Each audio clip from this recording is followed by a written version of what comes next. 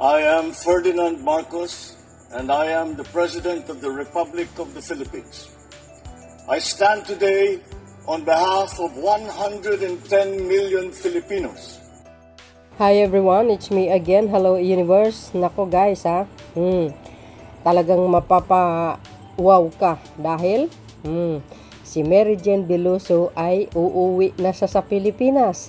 Kung nakikita nyo po mga kababayan, itong litrato na ito po ay nagkaroon po ng press conference ang bansang Indonesia at ang Pilipinas sapagkat ay ang DOJ, no, yung kumbaga yung kumakatawan ng DOJ ay nagpunta dyan sa Indonesia at ang chief ng Bucor na si Katapang ay nagpunta rin po dyan mga kababayan sa Indonesia upang ito ay sunduin si Mary Jane Veloso na ito ay pauwi na ng Pilipinas. Di ba good news yan? Alam po natin ito, no? Dalawang pangulo na nagdaan.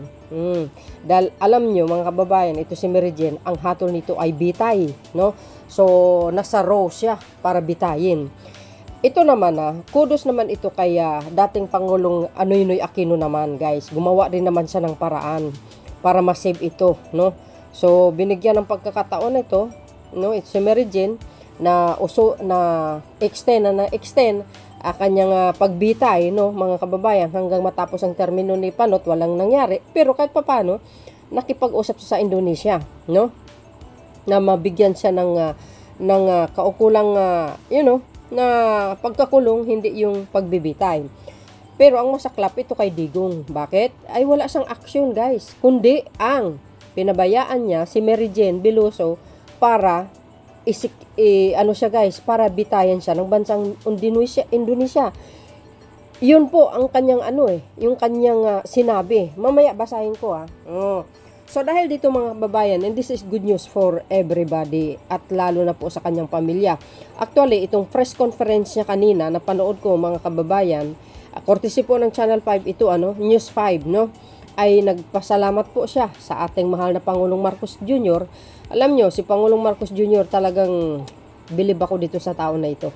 Ito ay yung totoong pinuno. Mahalaga sa kanya ang buhay ng isang Pilipino. So dahil sa kanyang pagpupursige, pakikipag-usap sa bansang Indonesia, actually guys, no, parang medyo magkalapit ng kalooban itong presidente ng Indonesia. Kasi talagang nung nag-usap sila ni Pangulong Marcos Jr., nakita ko sa video, nagkapalagayan talaga sila, no? But anyway, dapat lang naman talaga, no? Sa isang pangulo, importante po guys ang pakikisama. Ika nga, sabi niya, friend to all, enemy to none, no? Yung very friendly ka, sa lahat ng mga leaders sa buong mundo. Kasi, katulad nito, di ba? If ever na gusto mo na iligtas sa iyong kababayan, pwede mo pakiusapan ang isang pangulo ng isang bansa para mailigtas sa kamatayan, 'di ba? Pero dahil nakita nila itong pangulo ng Pilipinas ay super bait, friendly, talaga naman God is good all the time. So dahil dito guys, ito ang sabi ng News 5, lumagda na ang mga autoridad ng Pilipinas at Indonesia sa dokumento para sa opisyal ng pag-turnover sa kustodiya ni Mary Jane Veloso. Nakatakdang makauwi ng Pilipinas si Veloso sa Miyerkules, December 18. Ngayon. Bukas abangan natin. Ay for sure guys, magkukortisikol yan. For sure mga kababayan, magkukortisikol yan sa ating mahal na Pangulo. Kaya congratulations, no, sa Marcos administration, sa ehensya ng mga gobyerno natin na talagang pinupurso nila na para mailigtas ito sa bingit ng kamatayan. Sa awa naman ng Panginoon, si Pangulong Marcos Jr. sa pakikipag-usap niya sa bansang Indonesia, naligtas po siya sa bitay ng kamatayan. Kaya talaga nakaka-overwhelm. Ayan yung mga parang logbook ba yan? Yan po ang sign na talagang nagkaroon po ng signing kanina mga kababayan. At kung nakikita nyo, ang ating representative ng ng DOJ at ang si Bucor Chief Katapang ay kasama siya para sunduin, no? So, nakakatuwa naman ito nakakataba ng puso naman sa ating mahal na Pangulong Marcos Jr. Actually, pinasalamatan ni Merijen Veloso ito. Sabi nga ng mother niya, yung parents niya, naway bigyan daw siya ng clemency, no? Alam niyo naman ibig sabihin nun, guys, no? Well, para sa akin naman, for me lang, guys, si Pangulong Marcos Jr., I think may pusong mamunyan. Hindi ko siya pinangunahan, pero sa akin kapalagay lang, no? Total naman, ay sinerve niya naman ang kanyang kumbaga sentensya. Ibig sabihin yung kanyang taon ng pagkakulong 14 years, correct me if I'm wrong, parang pinagbayaran niya, no? Total naman matagal na siya nakakulong, why not na hindi naman siya bigyan ng pardon, kalayaan, ano? Sa akin lamang yun, no? Mahirap pangunahan ng isang pangulo, guys, ha? Hindi naman tayo magaling. Yun ay aking lamang opinion or suggestion or thinking. Di ba? So, dahil dito, mga bes, abangan po natin kung ano po ang magiging resulta, no? Malay natin, bigyan siya ng pagkakataon na lumaya. Nakapag-serve siya ng kanyang sentensya sa Indonesia, 14 years mo. 'Di ba? So dahil dito, guys, titingnan natin yung mga ibang highlights, okay? Pamasko ba to sa'yo? Opo, maagang pamasko. Anong una mong gagawin sa Pilipinas? Again. Ano daw dun? Nahirapan ako mag-Tagalog. Pero hindi ka na marunong magsisimba. Yeah, gusto kong magpunta sa simbahan, malaking simbahan. Kasama ng pamilya. So, yun, guys, kung nakita nyo, yan po si Merijen Veloso, no? Tapos na po yung pagpirmahan at ngayon ay tinor over na siya sa bansang Pilipinas. Anytime from now, sasakay na siya ng eroplano, uuwi na siya sa ating bansa. Kaya welcome home, Merijen, na sana po, no, pagdating mo sa Pilipinas, focus ka na lang sa mga anak mo at magtrabaho ka ng maayos kung mayroon man, no? So, hindi po natin alam, guys, kung anong magiging desisyon ng ating pamahalaan kung siya po ay mananatili sa kulungan dito sa Pilipinas. Ang alam ko, mag-quarantine muna siya ng 3 days dyan po sa Mandaluyong. And abangan po natin ang kaukulang resulta ng kanyang pag-uwi. At siyempre masaya po tayo. Isang kababayan po natin nakaligtas sa bingit ng kamatayan dahil sa pagpupursige ng ating mahal na Pangulong Marcos Jr. Ano? Sabi nga, ayan, no? Itinuturing na maagang pamasko ni Merijen Veloso ang pagbabalik niya sa Pilipinas. Isa sa kanyang unang pag-uwi, unang gawin ay bumisita sa simbahan. Yeah, siyempre, God is good all the time. Ganun talaga, mga kababayan, ano? So, kung nakita yung video na ito po ay tapos na ang pag-uusap ng Indonesian country at ang Pilipinas ay siya po ay uuwi na. Abangan po natin bukas, mga kababayan. Ito po yung mga ibang highlights, So, kung nakikita nyo dito, yung kanyang ngiti, hindi matawaran. Sobrang saya niya. Ayan, basahin po natin, mga kababayan, Ayan, See? Look, Merijen Veloso thanks the Philippines and Indonesian government upon her arrival at the Soekarno-Hatta International Airport in Jakarta, Indonesia. You see, guys, she also give a greetings for her father as she passed by members of the press. Merijen is set to go back to the Philippines on December 18, 2024 after being on death row for 14 years in Indonesia. See, guys? Sabi ko sa inyo sobrang saya niya kaya, no? So, ako, maraming salamat sa ating mahal na Pangulong Marcos Jr.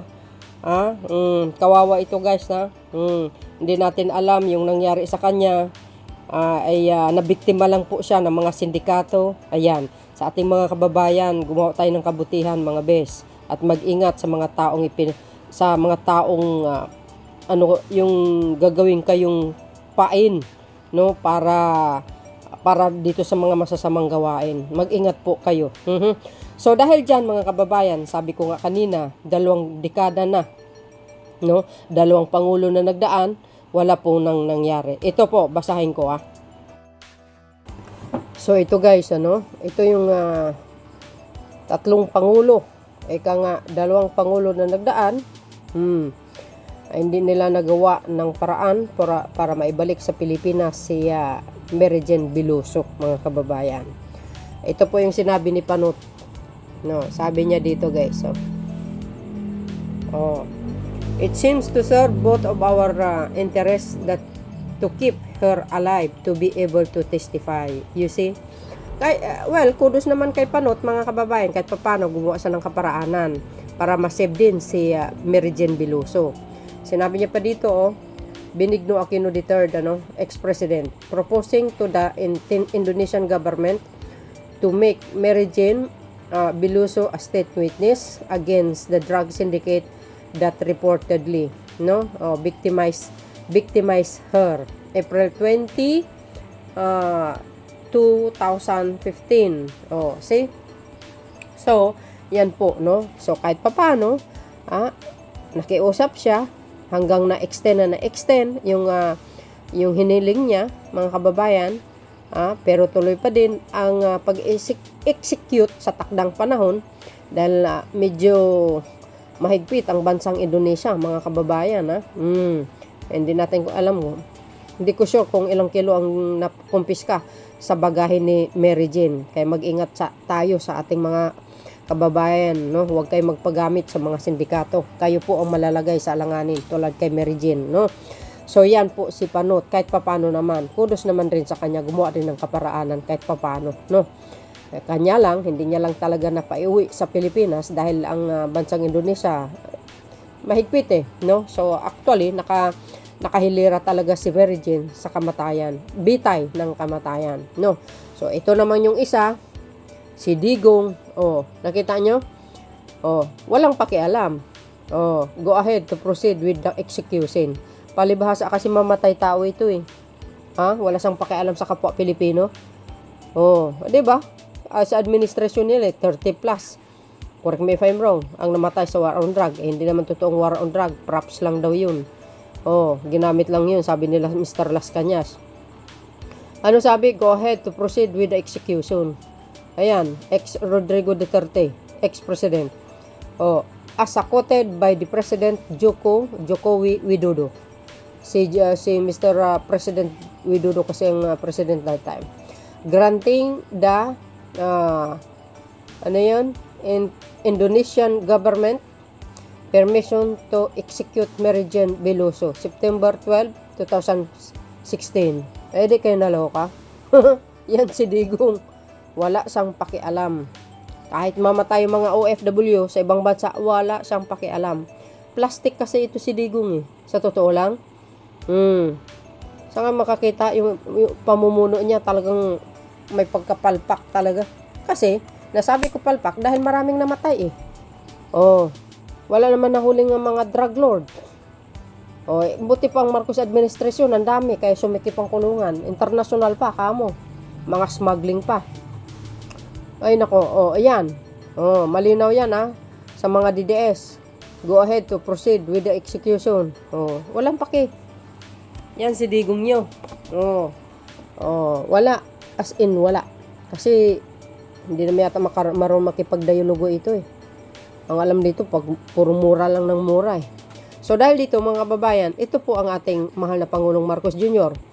We managed to delay her execution long enough to reach an agreement to finally bring her back to the Philippines. Ferdinand Marcos Jr. announcing Mary Jane Biloso will soon return to the country. Yan ang Pangulo ng Pilipinas, November 20, 2024. Ganon.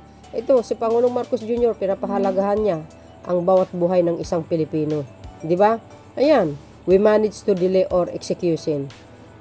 Di ba guys, long enough to reach an agreement.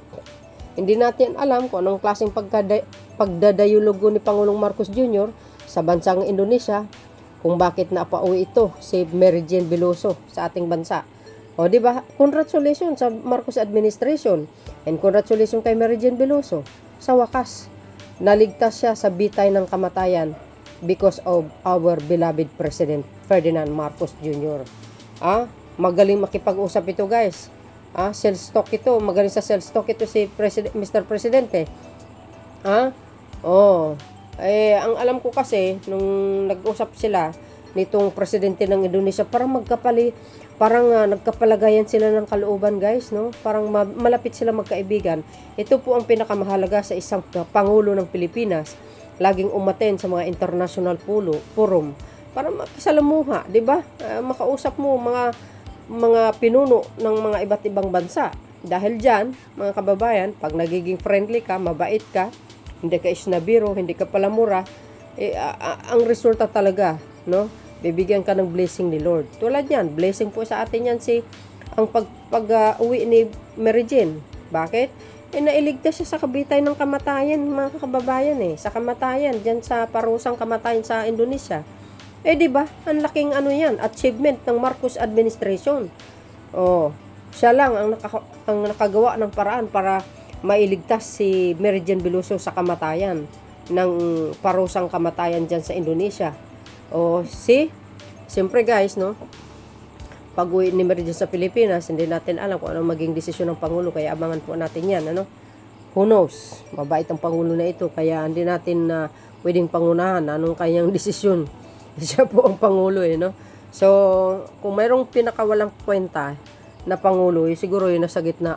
'Di ba? Go ahead to proceed with the execution. Parang ganun din siguro ang words niya kay Mr. Las Cañas. Baka sinabi niya siguro kay Mr. Las, sige, go ahead. Execute him. No? 'Di ba?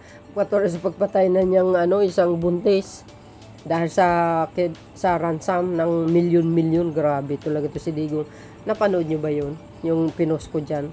So, dahil dito mga kababayan, ang pinaka-latest updates video ko sa inyo. Ano po ang kapalagayan nyo?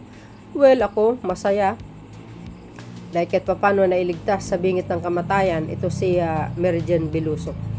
Thank you for watching. See you again on my next upload video. Bye, bye, bye. And baboos. God bless Philippines.